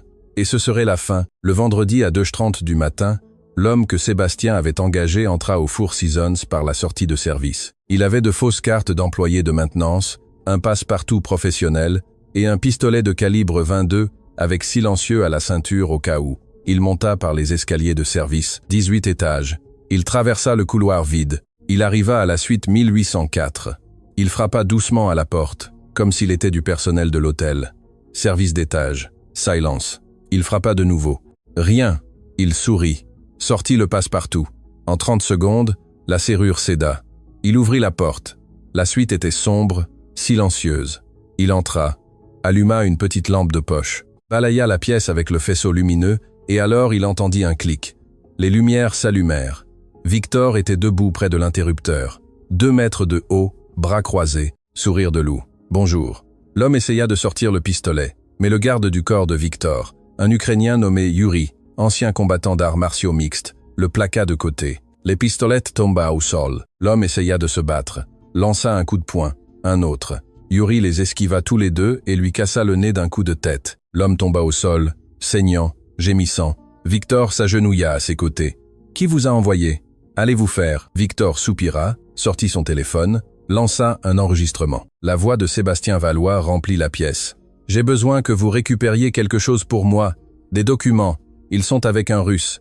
Dimitri Volkov. » Les yeux de l'homme s'ouvrirent en grand. « On nous a enregistrés. »« On a tout enregistré, » dit Victor joyeusement. « Votre patron est très néglige en matière de sécurité téléphonique. »« C'est un piège. C'est une preuve. » Victor lui montra son téléphone. « Et maintenant j'ai ça aussi sur l'écran. Une vidéo enregistrée par une caméra cachée dans la lampe. Elle montrait l'homme entrant, sortant le passe-partout, ouvrant la porte illégalement, essayant de sortir le pistolet. Tout documenté, tout parfait pour un juge. Votre patron vient de commettre un complot en vue de vol aggravé et port d'armes illégales avec intention d'usage violent. » Victor se leva. « Et vous allez témoigner ou vous allez en prison pour 20 ans ?» L'homme ferma les yeux. Il savait qu'il était fini. Il savait que Sébastien Valois l'avait sacrifié comme un pion dans un jeu déjà perdu. « Je parlerai, » murmura-t-il. « Je leur dirai tout. » Victor sourit. « Excellente décision. » Le vendredi à 8 du matin, Sébastien Valois était dans son bureau, attendant l'appel de confirmation. L'appel ne vint jamais. Ce qui arriva, ce fut la police. 6 agents, 3 voitures de patrouille, un mandat d'arrêt signé par la juge Marianne Delacroix. Sébastien Valois est arrêté pour complot en vue de commettre un vol avec violence, recrutement d'un tueur à gages, violation de domicile et entrave à la justice. Sébastien se leva lentement. C'est une erreur. Nous avons une vidéo, un enregistrement audio, un témoin et la confession de l'homme que vous avez engagé. L'officier lui montra le mandat. Vous venez de bonne grâce ou de force. Sébastien regarda par la fenêtre. Sa ville, son empire, tout construit sur des terres volées, tout sur le point de s'effondrer. De bonne grâce, murmura-t-il. Ils lui mirent les menottes. Ils le firent descendre par l'ascenseur exécutif, tandis que les employés regardaient horrifiés. Ils le firent monter dans la voiture de patrouille. Et alors qu'il quittait le parking, Sébastien vit quelqu'un sur le trottoir. Sophie Duval, immobile, le regardant avec une expression impossible à déchiffrer, non pas de triomphe, non pas de haine, de quelque chose de pire, de pitié. Et cela lui fit plus mal que les menottes, plus mal que l'arrestation, plus mal que de tout perdre, parce que cela signifiait qu'elle avait déjà gagné et qu'il ne l'avait jamais vu venir. La salle 3 du tribunal judiciaire fédéral était pleine à craquer. Journalistes, avocats, curieux qui avaient fait la queue dès 5 heures du matin pour obtenir une place. L'affaire Duval contre Valois était devenue le scandale de l'année. La presse l'appelait « le procès du siècle ». La serveuse contre le magnat. Sophie détestait ce titre. Il réduisait 30 ans de douleur à un titre sensationnel, mais elle était là, assise au premier rang à côté de sa grand-mère Geneviève, qui portait sa meilleure robe bleu marine, héritée de sa mère, et serrait un chapelet entre ses mains tremblantes. Dimitri Volkov était 2 sièges plus loin, costume gris impeccable, expression de loup attendant le moment d'attaquer. De l'autre côté de la salle, séparé par un couloir qui aurait pu être un océan, se trouvait Sébastien Valois. Il avait vieilli de 10 ans en 2 mois. Cernes profonds, barbe de 3 jours mal rasée, costume froissé qui avait autrefois coûté 5 000 €, mais semblait maintenant voler dans une armoire étrangère. Les menottes lui avaient laissé des marques sur les poignets qu'aucune crème ne pouvait effacer. Il ne regarda jamais Sophie. La juge Marianne Delacroix entra dans la salle, 58 ans, cheveux gris relevés en un chignon sévère, robe noire, visage qui avait vu 1000 mensonges et développé un détecteur infaillible. Tous debout, ordonna le greffier. La salle se leva comme une seule entité. Ils s'assirent lorsque la juge l'indiqua d'un geste de la main.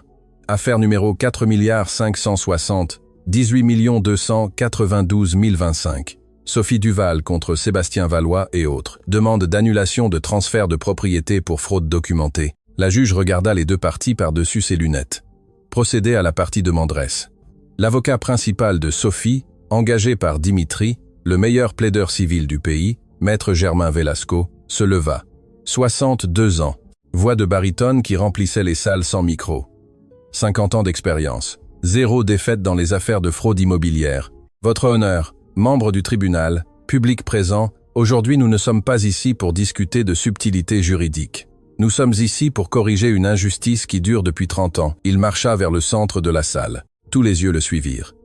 En 1994, un homme nommé Philippe Valois a approché un instituteur nommé Rodolphe Duval, avec un mensonge. Il lui a dit qu'il devait mettre à jour les titres de propriété de ses terres. Il lui a montré de faux documents, l'a trompé et lui a volé 400 hectares qui valaient à l'époque environ 8 millions d'euros. Germain fit une pause, laissa le silence respirer. Aujourd'hui, ces mêmes terres valent 890 millions d'euros parce que 3 hôtels de luxe y ont été construits, générant des fortunes pendant 3 décennies. Des fortunes bâties sur la douleur d'une famille détruite, sur la mort prématurée d'un homme bon, sur les larmes d'une veuve qui a passé 30 ans à garder des documents que personne ne voulait voir. Il désigna Geneviève. Cette femme, Geneviève Duval, a aujourd'hui 83 ans. Pendant 3 décennies, elle a frappé aux portes, est allée aux tribunaux, a engagé des avocats qui l'ont escroquée, a dépensé le peu qu'elle avait à la recherche de justice, et toujours les portes lui ont été fermées. La voix de Germain devint de l'acier. Parce que l'homme qui lui a volé ses terres avait de l'argent, il avait des relations, il avait des juges dans sa poche. Et quand cet homme est mort, son fils a hérité non seulement de la fortune, mais aussi de la protection. Il regarda directement Sébastien. Sébastien Valois n'a pas commis la fraude initiale, mais quand il a appris la vérité, quand il a su que son empire était construit sur le vol et les mensonges, qu'a-t-il fait? Il a demandé pardon? Il a offert réparation? Silence absolu. Non. Il a engagé des criminels pour voler les preuves. Il a menacé des témoins. Il a essayé de détruire la femme qui a osé exiger ce qui lui appartenait légalement. Germain se tourna vers la juge. « Votre honneur, nous allons présenter des preuves irréfutables. Des documents originaux de 1920 qui prouvent la propriété légitime. Des copies des documents frauduleux de 1994. Le témoignage d'un témoin oculaire qui a vu la tromperie. Des preuves d'experts que le notaire utilisait étaient suspendues et des enregistrements audio et vidéo qui prouvent que le défendeur a tenté d'entraver la justice par la violence. Il revint à sa table, sortit un dossier, le leva. Ce dossier contient la vérité et la vérité, votre honneur, exige la justice. Il s'assit. La salle éclata en murmures. La juge frappa son marteau. Silence, procédé à la défense. L'avocat de Sébastien, maître Arnaud Lefebvre, se leva lentement. Il ressemblait à un homme qui savait qu'il allait perdre, mais devait se battre quand même. Votre honneur, la partie demanderesse brosse un tableau très émouvant, mais les émotions ne sont pas des preuves. Les faits sont: mon client a hérité de propriétés que son père a acquises légalement en 1995. 1994, corrigea Germain sans se lever. 1995 selon nos registres, insista Arnaud. Et ces propriétés ont été possédées de bonne foi pendant 30 ans.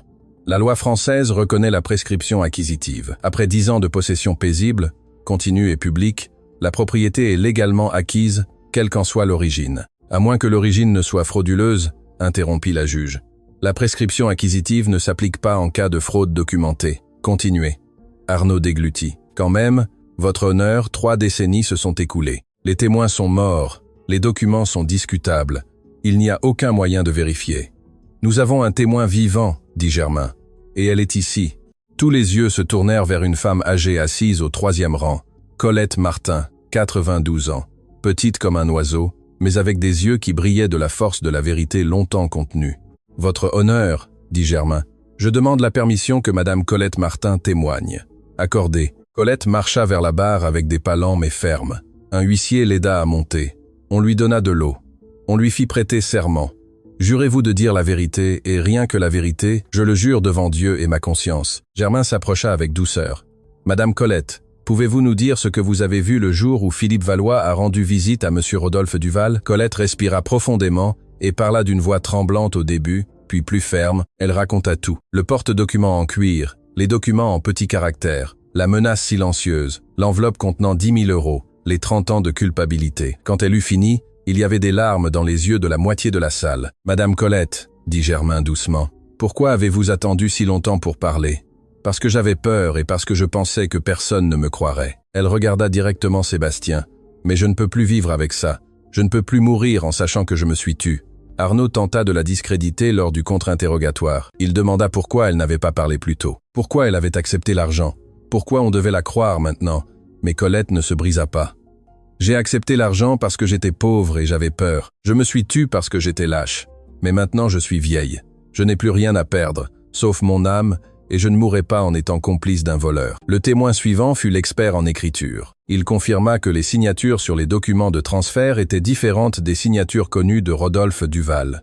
De petites différences, mais suffisantes pour prouver la falsification. Ensuite, ils présentèrent les documents que Colette avait conservés, la lettre de Philippe au notaire, offrant un pot de vin, l'avenant caché qui changeait la mise à jour en transfert total de propriété. Chaque élément de preuve était un clou dans le cercueil des Valois.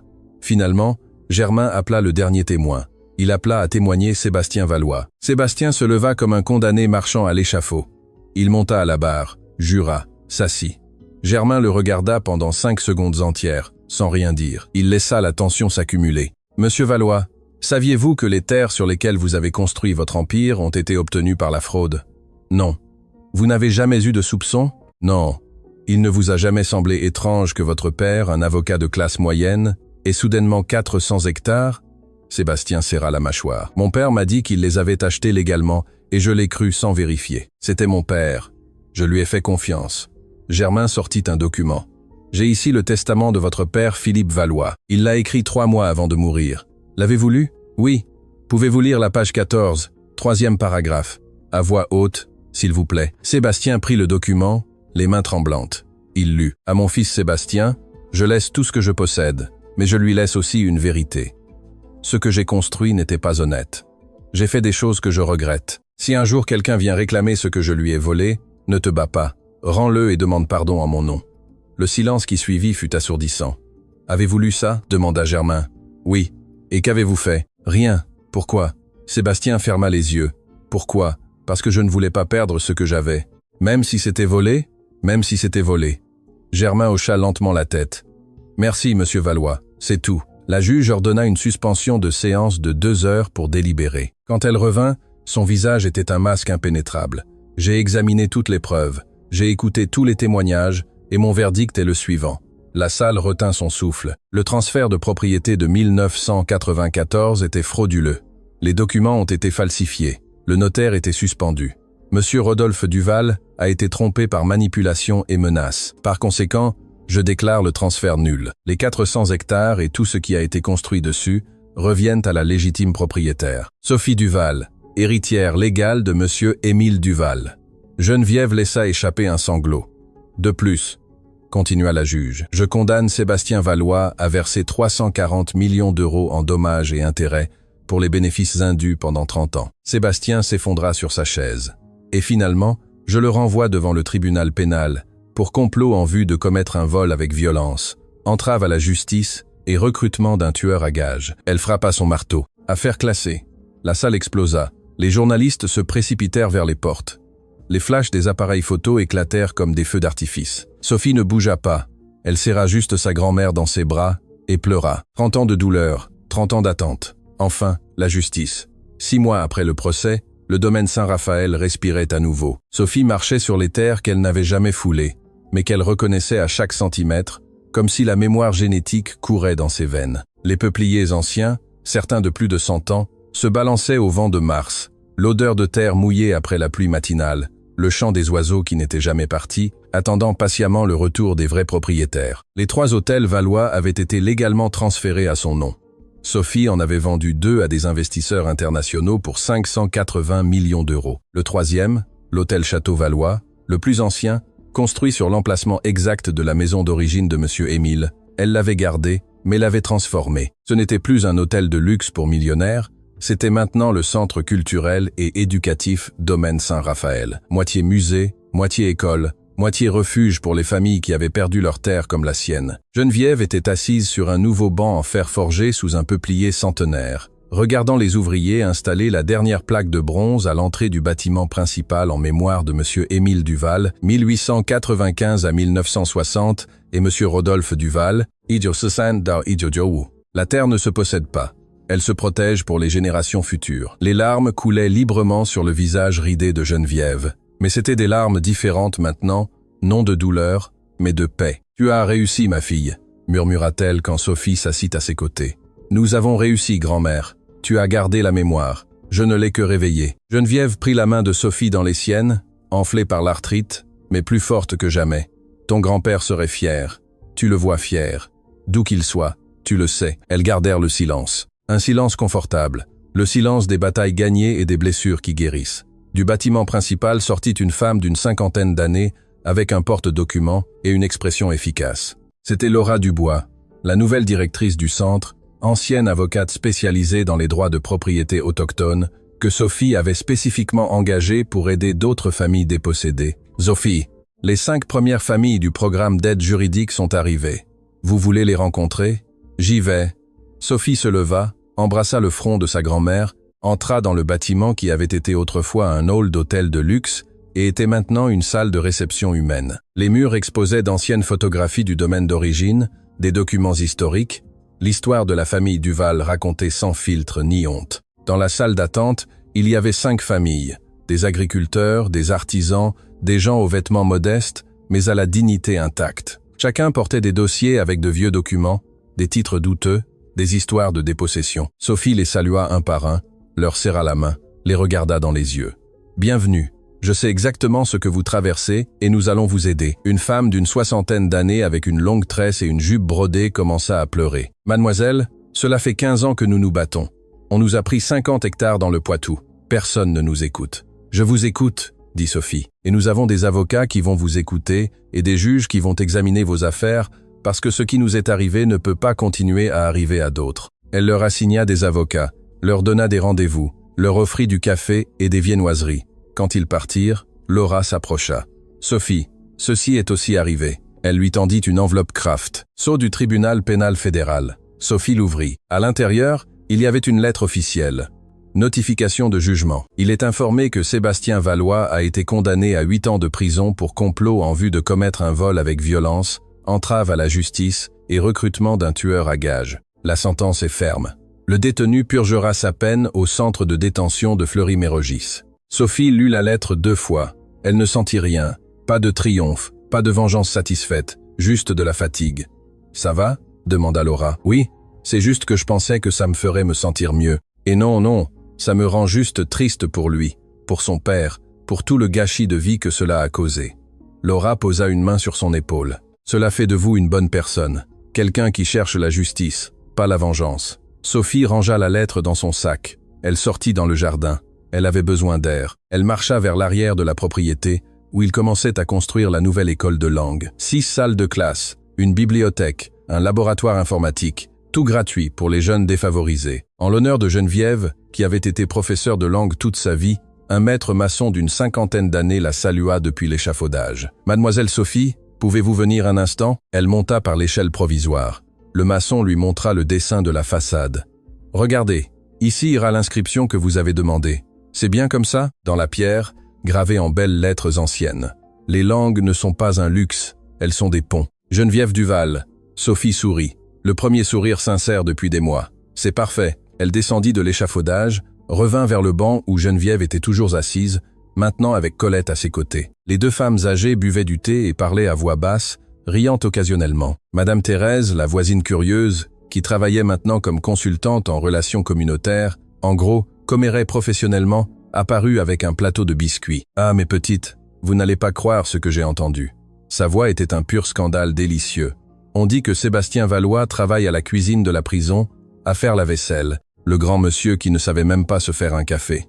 Colette claqua la langue. « Thérèse, ne sois pas cruelle. »« Cruelle, moi? Si c'est de la justice poétique. L'homme qui a humilié Sophie pour être serveuse fait maintenant la vaisselle des criminels.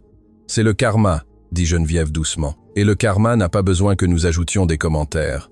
Thérèse fit la moue mais se tut. Sophie s'assit avec elle, prit un biscuit, regarda l'horizon où le soleil commençait à descendre, peignant le ciel d'orange et de rose. « Grand-mère, tu es heureuse ?» Geneviève réfléchit attentivement à la réponse. « Je ne sais pas si heureuse est le mot juste. Ton grand-père est toujours mort, 30 ans perdus ne reviennent pas. » Mais, elle regarda autour d'elle. « Mais il y a la paix et la dignité retrouvées, et la certitude que nous avons fait ce qui était juste. C'est suffisant, c'est tout. » Sophie posa sa tête sur l'épaule de sa grand-mère. Petite fille à nouveau, cherchant du réconfort. « Je t'aime, grand-mère.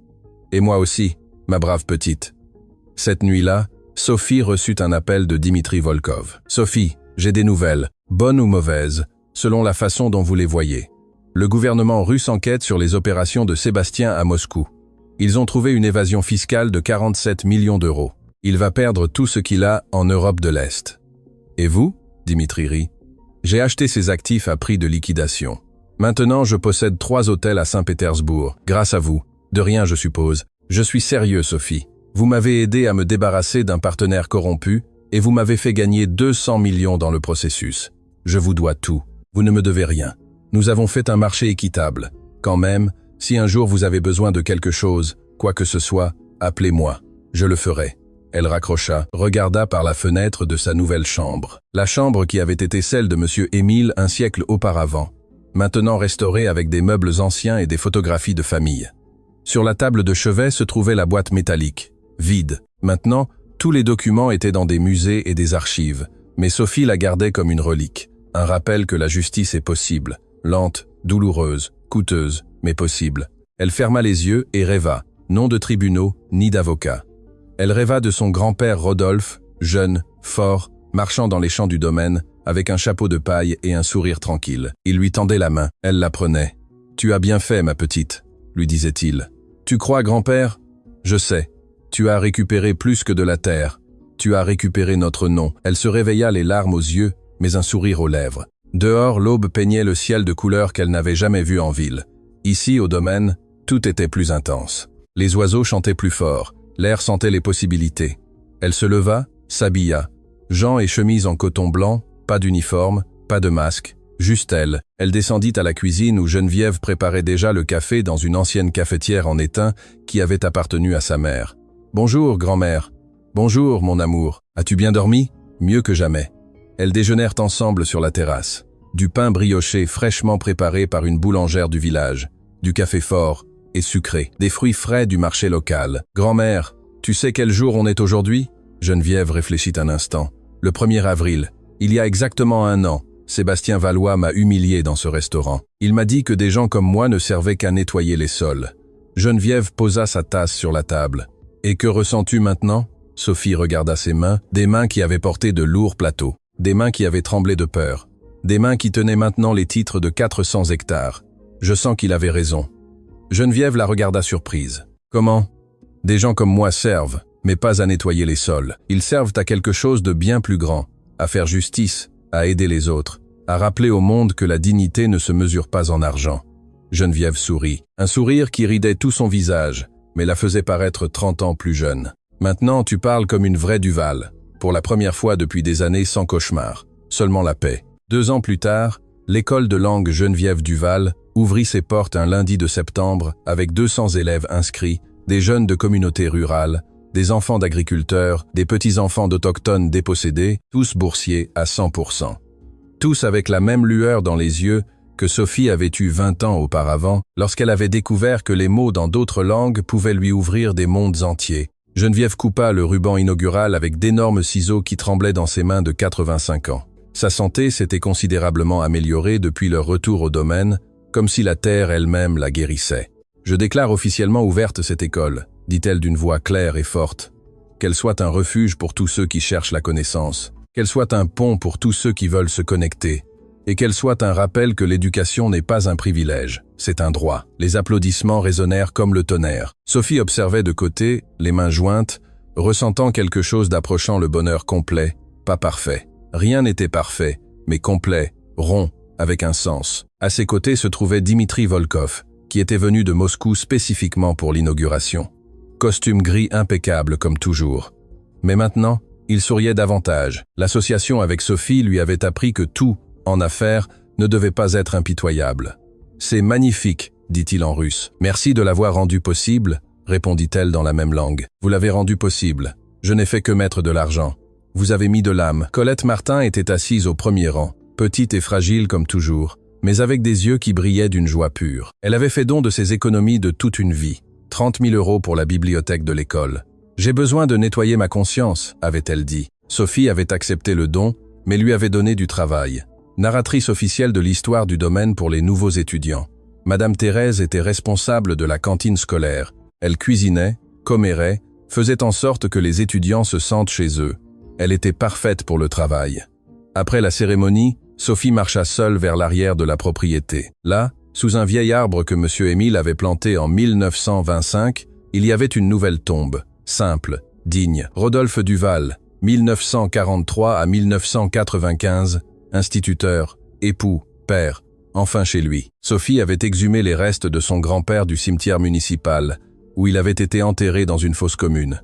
Maintenant, il reposait dans la terre qu'il avait aimée, dans la terre qu'il n'aurait jamais dû perdre. Elle s'agenouilla près de la tombe.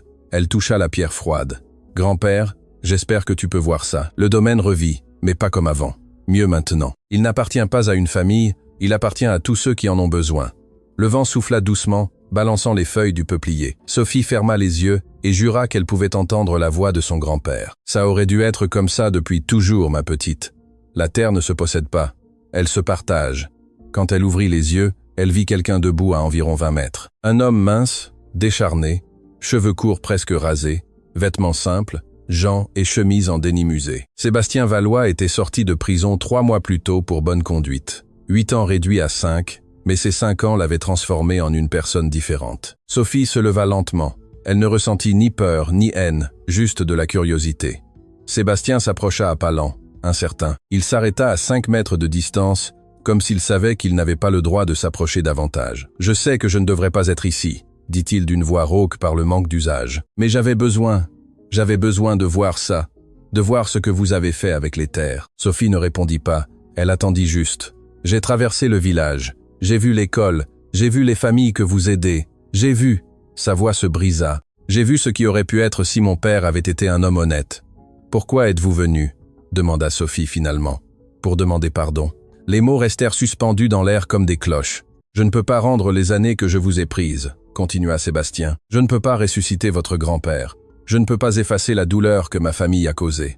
Mais je peux dire la vérité, ce que j'ai fait était mal. Chaque mot que je vous ai dit était mal. Chaque action que j'ai entreprise était mal. Et je suis désolé. Je suis tellement désolé que ça me fait mal de respirer. » Sophie le regarda longuement.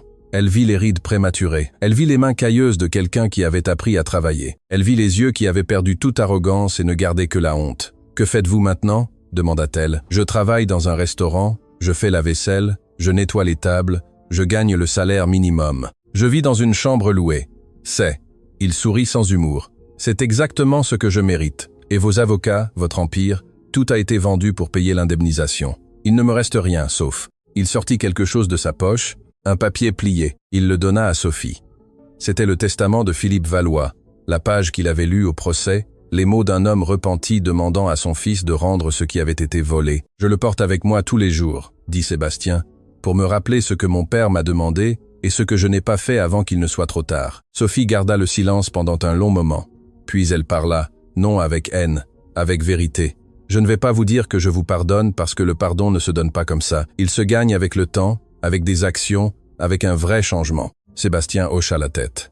Je sais, mais... Sophie fit une pause. Mais si vous voulez vraiment vous racheter, il y a quelque chose que vous pouvez faire. Quoi?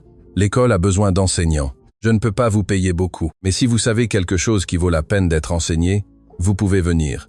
Non pas comme une pénitence, mais comme une contribution. Sébastien la regarda comme si elle avait parlé une langue qu'il ne comprenait pas. Vous m'offrez un travail?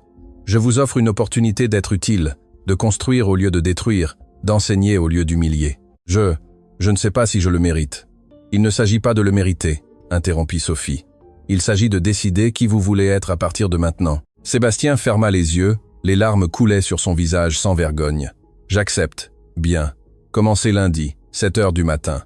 Soyez ponctuel. J'y serai. Il se retourna pour partir, puis il s'arrêta. Sophie, merci. Ne me remerciez pas. Prouvez-le-moi. Il hocha la tête et s'en alla vers le village d'un pas plus léger qu'à son arrivée. Sophie retourna à la tombe de son grand-père. J'espère que c'est bien, grand-père. J'espère que c'est ce que tu aurais voulu. Le vent souffla à nouveau et cette fois Sophie sut la réponse. 5 ans plus tard, le domaine Saint-Raphaël était devenu une référence nationale. 1000 étudiants, 30 professeurs, 50 familles conseillées juridiquement, 20 cas de terre récupérés. Geneviève Duval mourut paisiblement à 90 ans, dormant dans son lit avec un sourire sur le visage et son chapelet entre les mains. On l'enterra à côté de Rodolphe sous le même peuplier. À ses funérailles, 200 personnes assistèrent, des étudiants qu'elle avait inspirés, des familles qu'elle avait aidées, des voisins qu'elle avait nourris de sa sagesse. Colette Martin parla à la cérémonie d'une voix tremblante mais ferme. Geneviève m'a appris qu'il n'est jamais trop tard pour faire ce qui est juste, que le pardon est plus fort que la culpabilité et que la justice ne consiste pas en vengeance, mais en la restauration de la dignité. Sophie pleura, mais non de tristesse, de gratitude, car sa grand-mère avait vécu assez longtemps pour voir la victoire, pour marcher sur la terre récupérée, pour voir sa petite-fille devenir la femme qu'elle avait toujours su qu'elle pouvait être. Après les funérailles, Sophie marcha jusqu'au belvédère du domaine, le point le plus haut. De là, on voyait les 400 hectares entiers, les bâtiments, les champs, les arbres anciens, tout. Dimitri était là, regardant l'horizon. « C'est magnifique, dit-il. »« Oui, répondit Sophie. »« Oui, ça l'est. Et après, pour vous ?» Sophie réfléchit un instant. « Encore plus de ça. Aider plus de familles, ouvrir plus d'écoles, prouver qu'il est possible de récupérer ce qui a été volé, qu'il est possible de se battre contre les puissants et de gagner. Vous aurez besoin d'aide, toujours, Dimitri sourit. Comptez sur moi. » Alors que le soleil se couchait sur le domaine, peignant le ciel d'orange et de violet, Sophie Duval ferma les yeux et inspira profondément. Elle sentit la terre de ses ancêtres, la terre qu'elle n'aurait jamais dû perdre, mais qui était maintenant enfin chez elle. Et elle sut que tout, chaque humiliation, chaque larme, chaque nuit sans sommeil en avait valu la peine, car au final, la vérité gagne toujours, et la dignité ne peut jamais être volée, elle ne peut qu'être oubliée, et elle s'en était souvenue pour tous ceux qui l'avaient précédée et pour tous ceux qui viendraient après. Fin.